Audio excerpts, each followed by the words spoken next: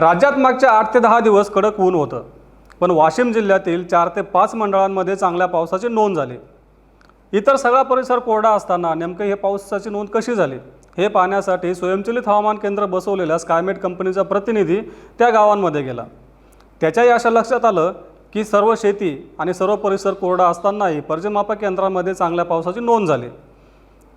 मग ही नोंद कशी झाली हे लक्षात आल्यानंतर सर्वच यंत्रणा खडबडून जागी झाली आणि हा नेमका प्रकार काय आहे हे शोधण्यासाठी सगळी पळापळ सुरू झाली। यंदाच्या हंगामात सुरुवातीपासूनच पीक विमा योजना ही घोटाळे आणि गैरप्रकारामुळे चांगलीच गाजते। एकीकडे सर्वसामान्य माणूस पीक विम्यासाठी झगडत असताना दुसरीकडे मात्र एखादा माणूस MIDCच्या जमिनीवर पीक विमा काढतो, दुसरा कोणीतरी तब्बल 250 हेक्टरवरचा पीक विमा काढतो, तर तिसरा कोणीतरी वेगवेगळ्या जिल्ह्यांमध्ये पीक विमा उतरवतो। या प्रकाराविषयी माहिती देताना कृषी विभागाने असं सांगितलं की वाशिम जिल्ह्यातील 4 ते 5 मंडळांमध्ये मागच्या 5-6 दिवसांमध्ये चांगल्या पावसाच्या नोंदी आढळल्या आहेत। रिसोड तालुक्यातील मोप मंडळामध्ये 13 ऑक्टोबर रोजी तब्बल 140 मिलीमीटर पावसाची नोंद दाखवली गेली, तर मालेगाव तालुक्यातील चांडस मंडळामध्ये 13 ऑक्टोबर रोजी 58 मिलीमीटर आणि 14 ऑक्टोबर रोजी 137 मिलीमीटर पावसाची नोंद झाली आहे। यासोबतच मालेगाव तालुक्यातील मुंगळा, मेडशी, शिरपूर या मंडळांमध्ये चांगल्या पावसाच्या नोंदी झाल्या होत्या, पण पर्जन्यमापकामध्ये झालेली पावसाची नोंद आणि खरी परिस्थिती वेगळी होती, कारण शेतांमध्ये किंवा कुठल्याही परिसरामध्ये पाऊस झालाच नव्हता। कृषी विभागाच्या म्हणण्यानुसार काही लोकांनी पर्जन्यमापक यंत्रामध्ये पाणी ओतलं होतं।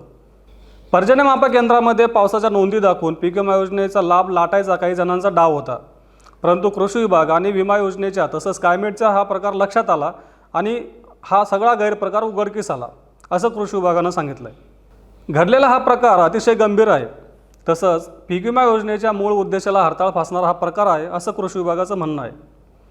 काही खोडसाळ लोकांनीच हे केल्याचं कृषी विभागाचे सहसंचालक विनयकुमार आवटे यांनी सांगितलं। आवटे याबद्दल काय म्हणतात ते पाहूयात।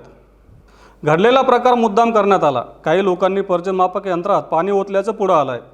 याबाबत गुन्हे दाखल करण्याच्या सूचना जिल्हाध्यक्ष कृषी अधिकाऱ्यांना देण्यात आल्या आहेत। या सगळ्या प्रकारामुळे शेतकऱ्यांमध्ये काहीसा संभ्रम पाहायला मिळाला आहे। आता आपल्याला माहितीच आहे की यंदाच्या हंगामामध्ये कमी पाऊस, येलो मोजाक, मुळकूस, चक्रीभुंगा आणि खोडकिडीमुळे सोयाबीन पिकाचं मोठ्या प्रमाणात नुकसान होत आहे। वाशिम जिल्ह्यात सोयाबीन हे मुख्य पीक आहे खरीपातलं, त्यामुळे शेतकऱ्यांना सोयाबीनच्या नुकसान भरपाईची प्रतीक्षा आहे। शेतकरी सोयाबीनची नुकसान भरपाई द्यावी अशी मागणी मागील काही दिवसांपासून करत आहेत। तसंच नुकसानीचे पंचनामे करावे अशी मागणी शेतकऱ्यांनी लावून धरली आहे। त्यातच गावामध्ये चर्चा सुरू झाली आहे ती नुकसानीच्या पूर्वसूचनेची। शेतकऱ्यांनी सांगितलं की गावात काय अशी चर्चा होती की नुकसानीच्या पूर्वसूचना द्यायच्या आणि त्यासाठी रेनफॉल हा पर्याय निवडायचा। त्यानुसार काही शेतकऱ्यांनी पूर्वसूचनाही दिल्या। नेमका प्रकार काय आहे हे शेतकऱ्यांना माहितीही नव्हतं।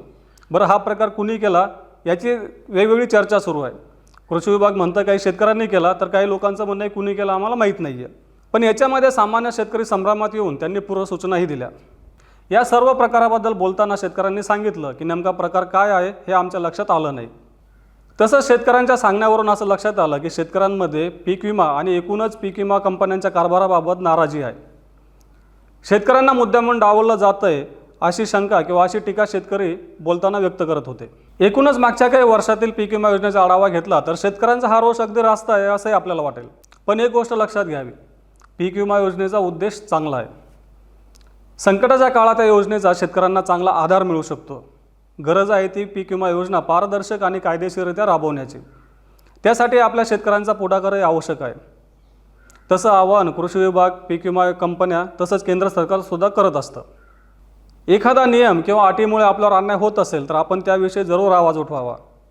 आपल्यावर अन्याय होत असेल तर आपण कायदेशीर त्याचा न्यायसुद्धा मागू शकतो। एखाद्या नियमानं आपल्यावर अन्याय होत असेल किंवा त्या आपल्या नुकसान भरपाईपासून आपण वंचित राहत असेल तर तो नियम बदलावा किंवा सुधारणा करावी यासाठी आपण कायदेशीररित्या मागणीसुद्धा करू शकतो। पण सर्वात महत्त्वाचं म्हणजे शेतकऱ्यांनी पीक विमा योजनेच्या नियम आणि अटी समजून घेणं गरजेचं आहे। शेतकऱ्यांना या योजनेची अत्यंभूत माहिती मिळाली किंवा सगळ्या अटी आणि नियम माहीत असले तर असे गैरप्रकार होणार नाहीत किंवा शेतकरी त्याला बळी पडणार नाहीत। एकूणच वाशिम जिल्ह्यात घडलेल्या प्रकाराबद्दल तुम्हाला काय वाटतं आम्हाला कमेंट बॉक्समध्ये नक्की कळवा।